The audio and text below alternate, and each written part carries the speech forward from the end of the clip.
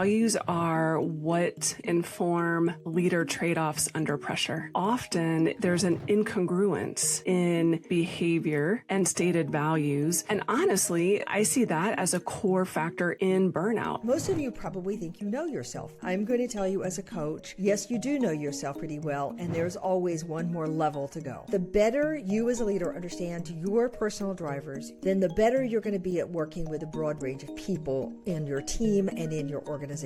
Leaders think they're doing the right thing, holding the line, setting the standard, but it's having this impact that they don't realize. Those same strengths leak out in unhealthy ways. That's the shadow by definition. Much of conflict on a team is my really good stuff and your really good stuff going toe to toe in this situation. The values are great. We know that's how it informs our work, but there are some situations where values collide. Having clear, honest conversation about that is imperative. There is no growth in comfort and no comfort in growth. Yet the big leaps are how careers are made and how businesses excel. So how do you master not knowing at all or feeling like an imposter? How do you have the conversations that lead to trust and, of course, excellence? How do you take charge of the things that you can control? How do you thrive outside your comfort zone? That's what this podcast is about. I'm your host, Wanda Wallace, and it's time to get out of your comfort zone. Welcome to the conversation. We're going to argue today that the better you as a leader understand your personal drivers, your preferences, your values, even the story you hold about what it means to lead, then the better you're going to be at working with a broad range of people in your team and in your organization. And that's going to allow you to get better performance, more commitment, more engagement, more creativity from everyone. That's the argument. But having said that, most of you probably think you know yourself pretty well. And I'm going to tell you as a coach, yes, you do know yourself pretty well, and there's always one more level to go. And that taking that next level and next level and next level helps you articulate to other people what you're about and how you lead and why you lead.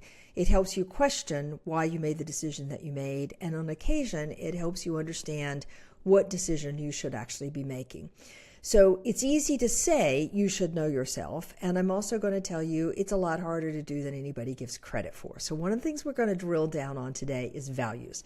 Now, I've done a number of podcasts in the last few months around values, and I think that's because we didn't talk about values for a really, really long time, and now it has become such an important topic for leaders to truly understand their core values. I don't mean the things that you have plastered on the wall, like trust and integrity and customer service. I mean what I value as a leader and what I'm going to lean on as a leader when I have a really tough decision to make. Otherwise, it doesn't matter. That means it has to be credible and it has to be authentic. It's not going to be inconsistent with a company's values, but it's going to be a little bit unique to me. And that's what we want to talk about. How do you actually come to understand yourself, particularly your values and some other things? And how do you understand your team? So my guest today is Natalie Pickering. She's a TEDx speaker, an organizational psychologist, and an executive coach who helps leaders trade performance pressure for authentic influence. And I love, she says, dedicated to helping organizations scale without losing soul. Yes, I love that. So 2 decades partnering with various executives across a range of industries, global organizations, helping them navigate change, strengthen the culture, and lead with courage. Her organization is called Becoming Works, and her latest book that we're talking about today, Leading Becomes You, a real-world Leading Becomes You, a real-world framework for leading from the inside out. Natalie, welcome to the conversation. Thank you so much. I am thrilled about this conversation. So am I. I don't think we can talk about it enough, to tell you the truth. It's so easy to skate on the surface and so difficult to actually get down to the depth that you need. But start with me for why. What got you started on this? Why does this all matter to you so much? So I have a clinical background, and I pivoted my whole career when I built and managed an internal employee assistance program. And I started keeping data. Why are people coming to use EAP services? And I started tracking how often people's mental health is affected by their manager, their supervisor, leadership. So workload, yes, but people in the same organization, right, are having very different experiences.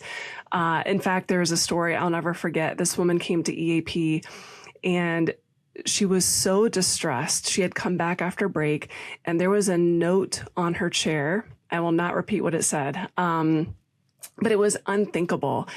And I started realizing like leaders may even think they're doing the right thing, holding the line, setting the standard, right?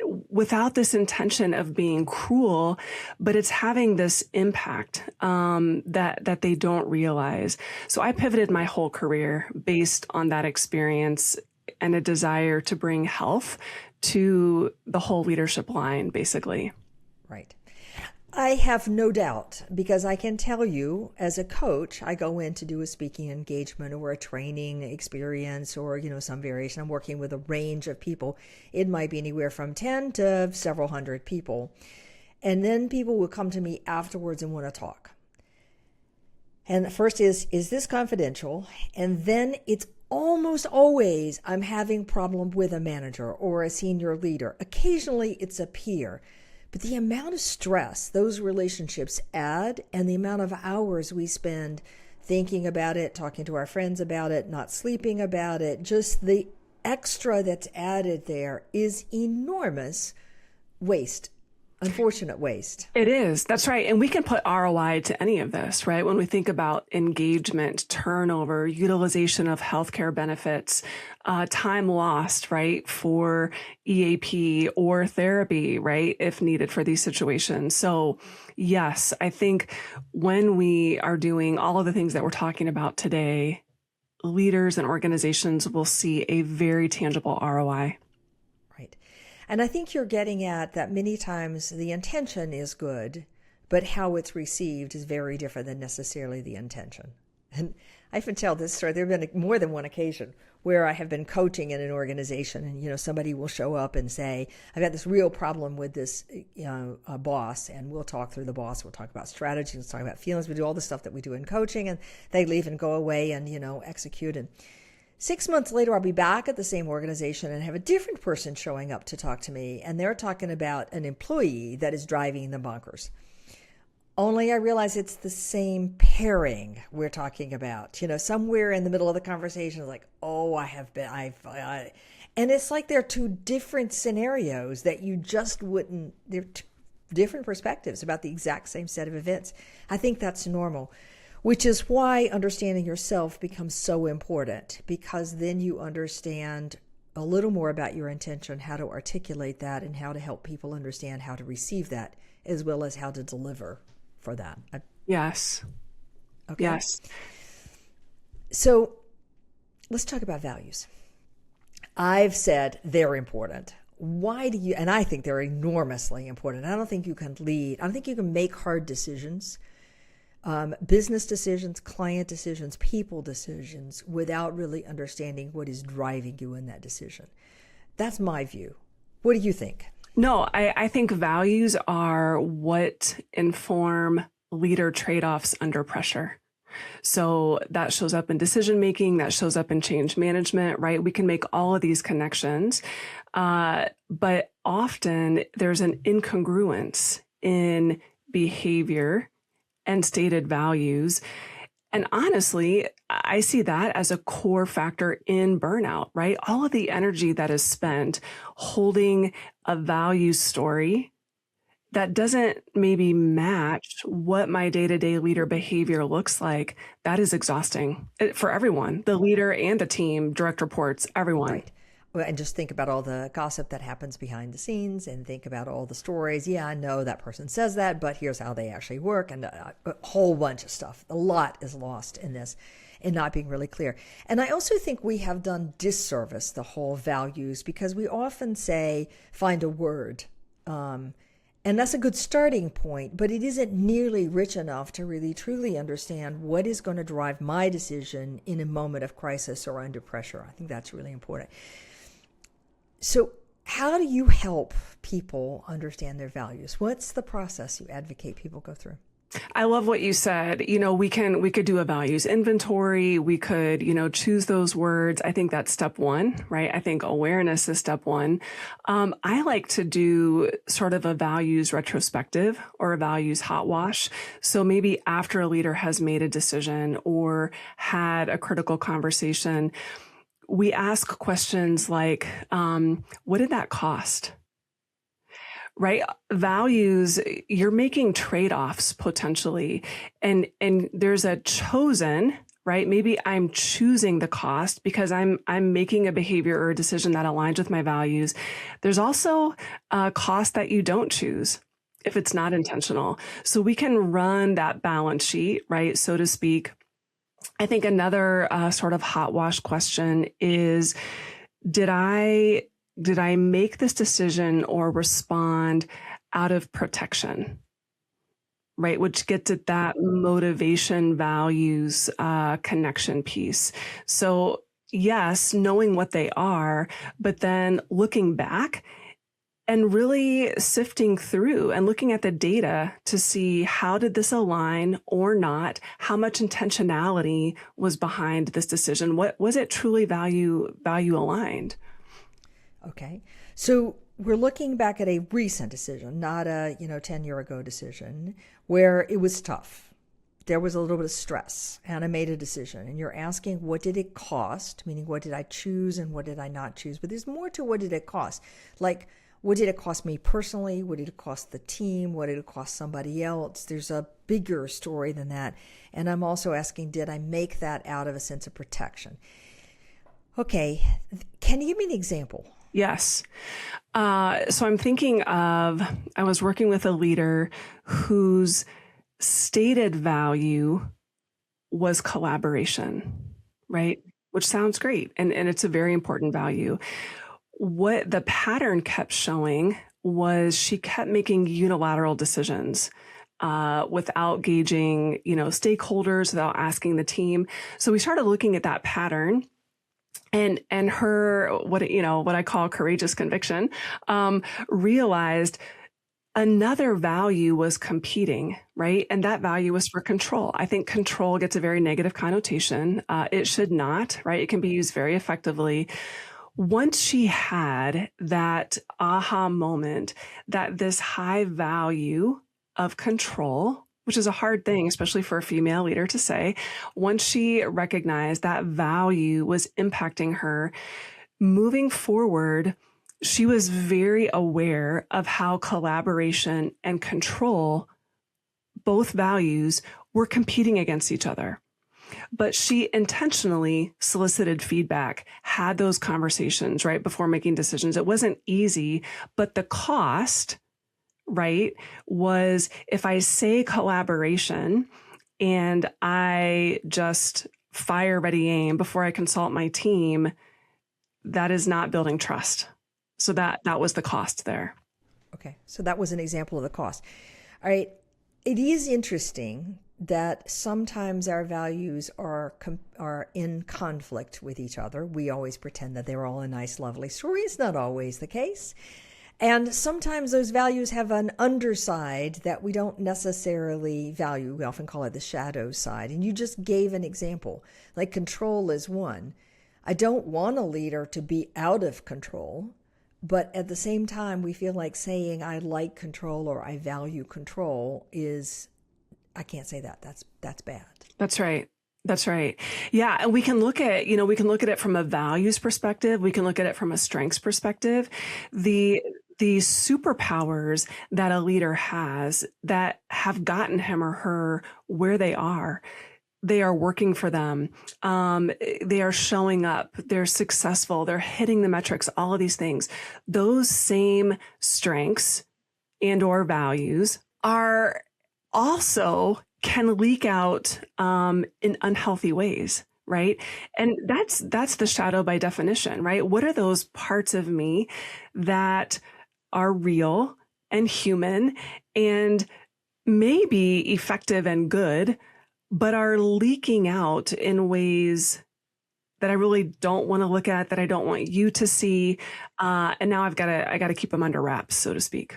I think the hardest part of understanding anything about your leadership and how effective you are as a leader is recognizing that your greatest strengths are almost always your greatest weaknesses. Work that Rob Kaiser and others have spent a long time kind of articulating. And it's, we give lists of wonderful qualities that leaders should espouse, openness and a whole bunch, pick any word you want to say, that's what the leader should be.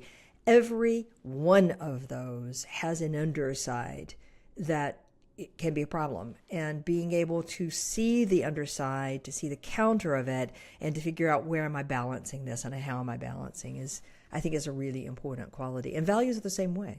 That's right. I think we can connect it back to the example that you mentioned earlier where you had those two perspectives. One way that I work with leaders on starting to identify your shadow is actually bringing to mind that person that drives you crazy, right? Who's that person? Who's the type of person that just is so hard for me to lead and work with and collaborate with? That is illuminating your shadow, right? Because the very uncomfortable question that we're really suggesting here, or reality, is I have the potential to be just like that. That is ouch. It is very uncomfortable, but that's the reality. And that's often the first sort of step or an entry point into recognizing that is difficult for me to be around because it forces me to look in a mirror and to get honest about parts of me I really don't want to admit. Okay. So are you saying, Natalie, that when I'm interacting with somebody, just to let me put in myself an executive role, I'm interacting with somebody that really gets under my skin and that I don't like? Yes. That is a shadow side of me? Or are you just saying that personality shadow side, I have a shadow side as well? I think that particular person and that behavior that rubs me the wrong way is illuminating to me my shadow that I'm working so hard to keep on the lockdown. Okay. I'm going to have to sit with that personally for a while because that is an uncomfortable thing. But can you give me an example? Sure. So I'll use myself as an example, right? Something that really bothers me is around work ethic or, maybe not being forward focused, getting ahead of things, taking initiative, right? I really pride myself on all of those things. So if I'm working with someone who seems to be dawdling or lazy, right, it bothers me a lot. The very painful truth is Natalie has just as much capability to sit on the sideline, take a pass, not do the forward thing. And I don't really like being honest about that. Okay. I'm still struggling with it in my own mind, but okay. All right. Fair enough. I think that's an important thing to wrestle with. Yeah. Okay. So another way then of understanding my shadow side is to look at who really annoys me and what is it that person is informing about a part of me that I don't really want to admit, a component of me. Okay. All right. That's a healthy question. We had a guest a couple of weeks ago who also was talking about values. And one of the questions that he had people ask that I think is very related is who is it that drives you bonkers, to use a technical term. Right. And what is it about them that drives you bonkers? Mm-hmm. And what does that say about your own values? And he wasn't doing it in terms of shadows. He was doing because often you have a polar opposite value of that. And I have to say, I've been using it on coaching. It's incredibly informative to help people get underneath. But you're now adding a piece, which is to look at the shadow side of that as well. Okay. That's right. Because we're talking about that core driver of motivation, right? So what we see above the waterline, right, to use an iceberg metaphor, are the behaviors and the decisions and the habits of the leader. These questions, that we're talking about today are looking at that deep, deep, deep deepest part of our person that is informing our leadership. We can't not look at it. Because those impact everybody. They impact the decisions, they impact how I interact with people, they interact what I expect from people, they impact who I don't get along with. I mean, so all of those come to bear based on understanding that deeper part. Okay, you started this with going back to do a hot wash, you called it, where I look back at a really difficult decision or a difficult moment and I ask, what did it cost me? And therefore, what did I choose and what did I not choose? And how does that inform my values? You gave us a great example about that one. But you also said, ask, did I make that decision out of a sense of protection? Can you give me an example about that one? What does that look like? So we're all driving, right, from that deep part of us. And I might be driving. So we talked about control, right, or power. Maybe my drive is for worth or significance. Maybe my drive is for security, right? It's individual, it's unique. That's part of knowing what that deep driver is. So if that's out of my awareness, I may be working really, really hard to protect that. So if I'm making a decision, right, if my worth is on the line versus my control being on the line versus my security being on the line, I'm choosing differently. And I don't even know why if I'm not tuned in to that core primary driver, right? This is where my clinical past sort of, weaves into my coaching present. And that's impacted by our stories, right? All of our stories from the moment we arrived on the scene have informed that core driver. And if we're not looking back and we don't know all of the themes of our story and how that has shaped us and how that has made us the leader that we are today, we're missing ways that our day-to-day leadership may be responding to that because it's out of awareness. Right. It reminds me of somebody I coached not too long ago whose core driver, the core of what she cared about most is a sense of affiliation, a sense of belonging, being a part of, being connected. So needless to say, the team that she built and the camaraderie she built on that team, not just her direct reports, but her peers and her manager as well, were really what gave her a sense of comfort and security and happiness, satisfaction, contentment in the job.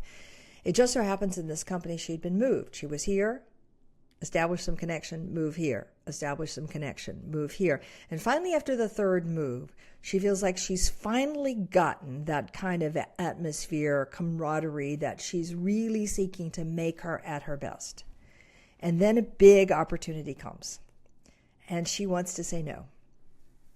And she wants to say no because fundamentally it's disrupting that thing that she cares so much about. Having just built this collection of people, now you're asking me again to leave it.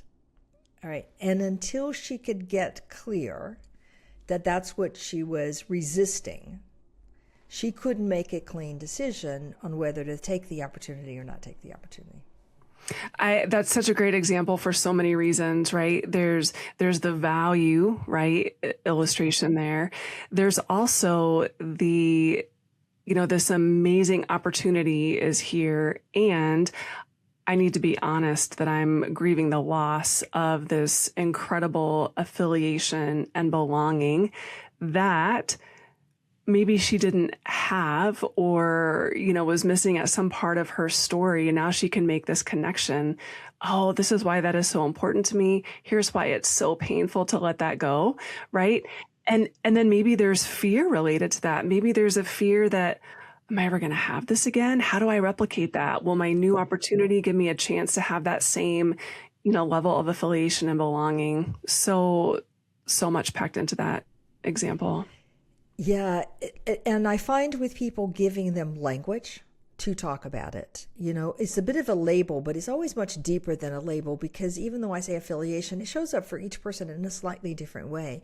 So having language to describe it, to admit that this is what I'm missing, This is what I want. This is what drives my sense of satisfaction. This is what I'm working so hard to accomplish. And to say, even on occasion, I'm taking this opportunity, but I'm not going to have the chance to build that kind of team in this opportunity. So that clarity helps you think through in a much more structured way. And I think that's your whole point. Understanding those values and drivers. Okay. All right.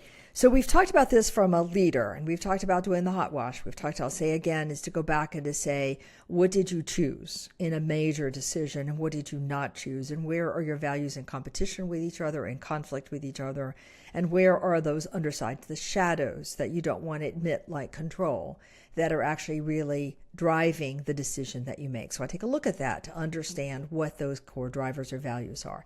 And then I look at what I'm protecting in any major decision. What am I avoiding admitting that I'm protecting, like the sense of camaraderie? That helps me understand something about the deep drivers, okay? I can take a look at people I dislike, also as another way of understanding what is that saying about me and about the shadow side of me. Okay, I'm going to flip this, because what I hear from leaders most of the time is, okay, I got me. We can debate, but okay, I got me. I need to understand the members of my team. So how do you help people understand the team? I think for the team, we start with the data, right? There are members of my team who, so I'm thinking about change, right? And some people are more change resistant and some people are more change tolerant. So if we're rolling out a change, I'm observing who is ready to go with this, right? And who has lots of questions, right? Would be an example. So I'm observing how people respond in different situations. And then we could bring that hot wash question, right, to each of our team members, or a similar question, which is, what about this work is the most meaningful for you? Now we've got this data, right, and these reflections and observations that we've made as a leader, and now we're asking them directly, right? And sometimes it's a really lovely conversation for a leader to have with each of their team, because it brings, the humanity to light, but it also brings awareness maybe to that team member who hadn't realized. It's almost like a living 360 in a sense, right? Oh, yes, that's true. Every time we do make a decision, it really is a challenge for me to, put my analysis paralysis aside and get on board versus, Tom or Jane, who seems to just jump up and down and, are ready to just roll that project out the door. That's not me. So I think it's data meets asking the question and allowing that to meld for that team member, and then to solidify what you as the leader have observed. Right. I think about like one of the core things we see across personalities when you do personality assessments, you see that people have different approaches to when they're willing to take a risk. Some, if you allow me the time to think through every single contingency, so I've got my A, B, C, D, E, F plan, I can handle it. But if you don't give me the time for that or tell me not to worry about it, then I'm going to panic. All right. Other people don't need to do that at all. They just say, let's go. We'll figure it out as we go. Two very different approaches. And you can kind of imagine they don't mix very well because they're opposite of each other in what needs to happen. But if I know that as a leader and I'm willing to accommodate where somebody else is coming from, what they need, then I got a better chance of getting people on board with a change, for example, or any variation on that theme more quickly. And I want both, right? Yeah. So there's also how my relationship with change or risk as a leader is being reinforced or not. I don't want an entire team, right? So for me personally, I would tend towards the more risk averse side. So I want, right, diversity of relationship with risk. I want diversity of relationship with change, strategy, all of those things. But we've got to be honest about when, right, back to values.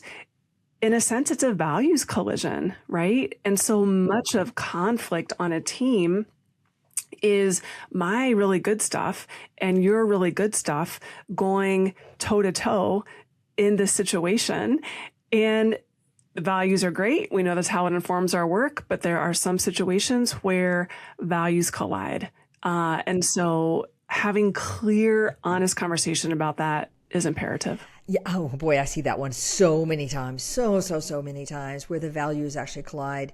And one of the easy ones to talk about is some people control is important, not because I want to control other people, but because I want to control the outcome. I want to control the results. I want to be sure I get the good results that I've been a reputation for. That often means to be able to be sure that it's controlled, I need to dive deeply into the details because then I can know that everything is handled. It's not that I need to do it. It's that gives me comfort that things are under control. Okay? Somebody who doesn't share my desire for control, who wants a very different atmosphere, let's say one of innovation or one of experimentation or one of, let's just do it differently and see whatever, all of those things. Yeah. Is going to go, why are you in the details? And I'm going to go, why don't you see that the details are in the way? And we're going to get locked into a debate about what's the right next step in a way that becomes personal quickly because it's emotional for both of us. It touches a value. If we have ways of talking about those two values and where they collide, I hope, we have ways of having a more constructive conversation rather than letting it get personal. But I'd love to have you weigh in on that one. Well, that's where I was going to go with that. If I know that my colleague has a very different value set than I do, right? Whether it's control versus flexibility, whatever that is, I think what that does, I can have compassion and empathy. And from an emotional intelligence perspective, I'm not getting hooked, right? Now it's not personal. I see that they're actually looking at a different version of the target than I am, and that's informed by their values lens, just as my target is informed by my values lens. So coming at it from this approach actually reduces conflict. And it brings that synergy to the team, honestly, right? Where we can have those productive, challenge conversations where innovation happens. And yeah, so I'm not getting hooked. I'm intentionally stepping into my colleague's lens to see, oh, that's how you see that target. Well, would you look over here through my lens and see how I'm seeing the target? Now we're having a productive conversation. Right. That is, I think about how many times we talk about alignment on a team, particularly a leadership team, and we use the word like we're all aligned, like we all agree on the target. But what you just said is I can see that target very differently, the path to that target, and even what piece of the target I'm focused on, depending upon my values. So we can't get alignment without a discussion of values. That's right.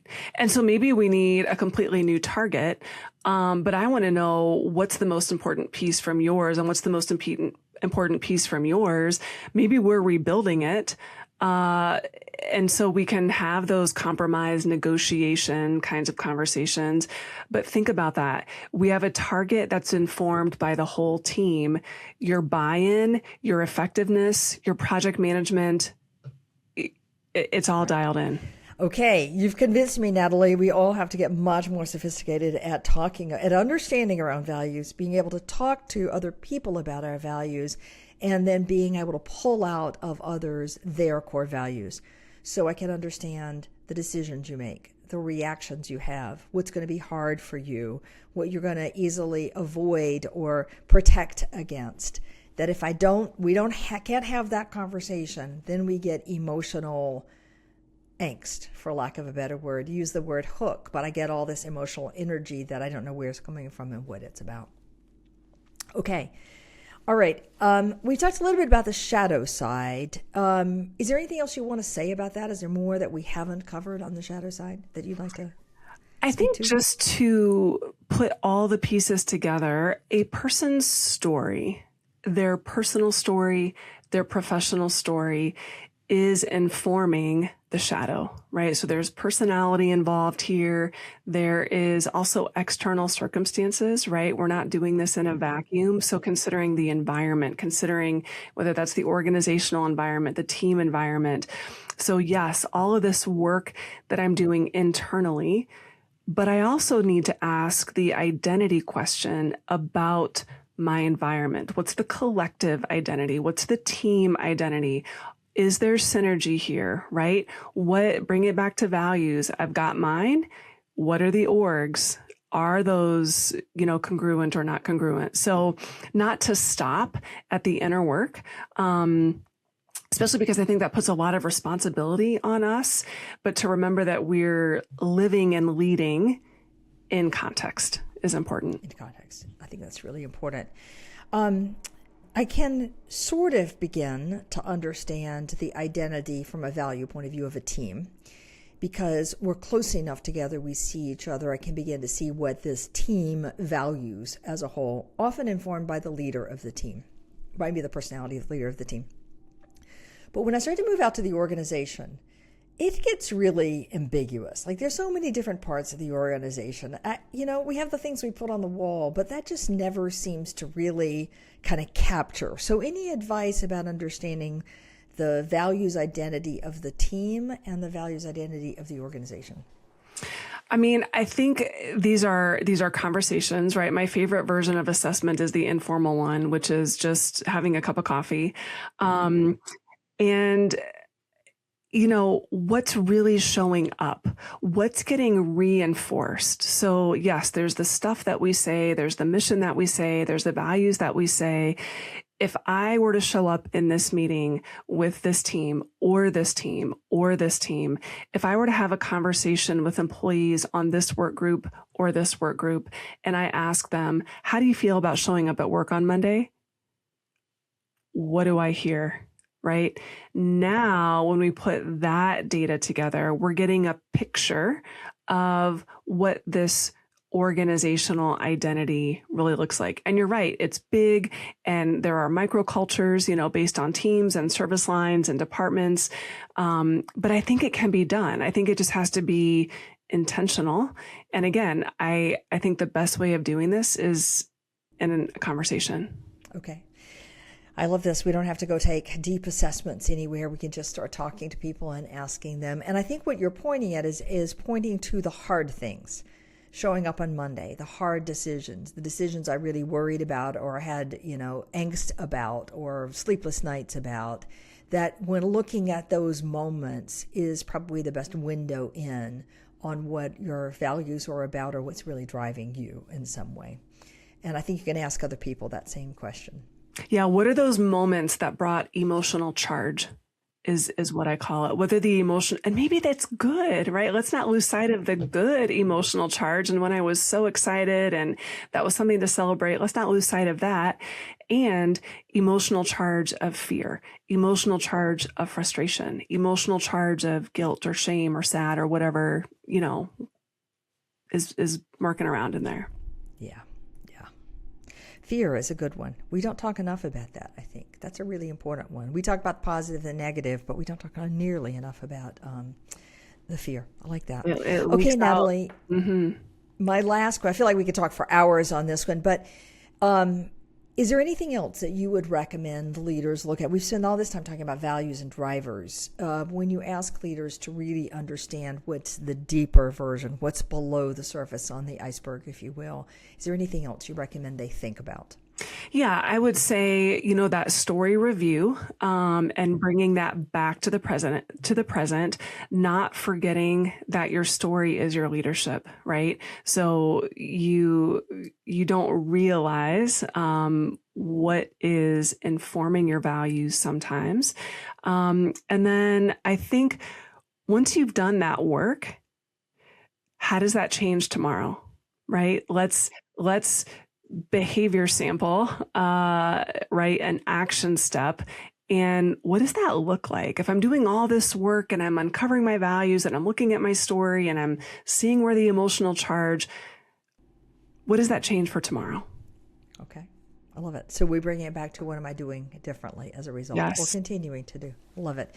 All right. Natalie Pickering, my guest for today. The book, Leading Becomes You, a real-world framework for leading from the inside out.